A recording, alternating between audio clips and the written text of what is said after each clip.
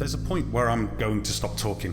Clearly, Imperator Costigan and the rest of the UAE seem to be okay with the fact that every single day the citizens are under attack from thieves and bandits that strike without mercy, rob the people blind and then flee like cowards.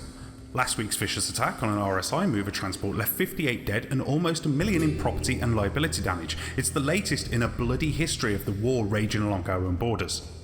For decades, the criminal element has exploited our proximity to the Banu Protectorate, using their territory as a safe haven at the first sign of confrontation. If they cross that border, that's it. Case closed. Frankly, it's a stain on the ideal of law enforcement.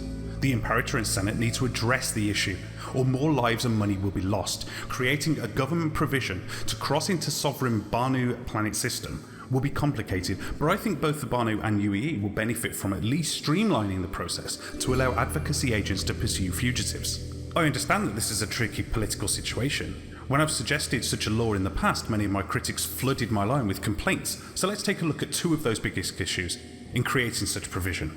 The fundamental structure of the Banu government prevents such a provision.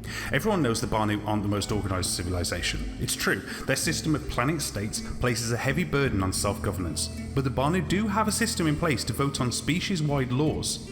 They simply need to call a gathering. It's a lengthy process with weeks, sometimes months of debate, but if provided with a polished law, I think it could stand a good chance of passing.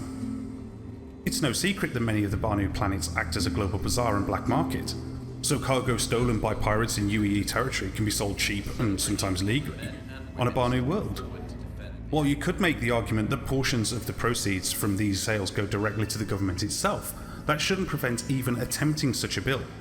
If we've learned anything in the nearly 1,000 years of human expansion, it's that people, and by that I mean human, Xi'an, Banu, even Tavarin, and probably Vandul, are a mess of contradictions. In any species there are good and bad, moral and immoral, just and unjust. That's just what makes life so weird and interesting. While critics may think that the Banu will shoot down the bill on sight, why shouldn't we give them the benefit of the doubt and at least try? Secondly, a streamlined process will inevitably replace due process. We all know our history. Part of the UAE's standard operating procedure is to do whatever's necessary to escape the shadow of the Mesa era. While that fear of increasing government power seems to take root in catchphrases like, "it's a slippery slope," I can't help but believe that any effort to crack down on the thriving criminal syndicates is going to lead to fascism. Again, I understand that while the situation seems clear-cut, there are a veritable Pandora's box of complicated legal and political ramifications to consider. But our senators need to at least raise the issue to figure a way to help relieve the massive impacts on trade, the economy, and on the lives of the citizens that these pirates attacks. They need to start the discussion because right now, the situation is just not cutting it.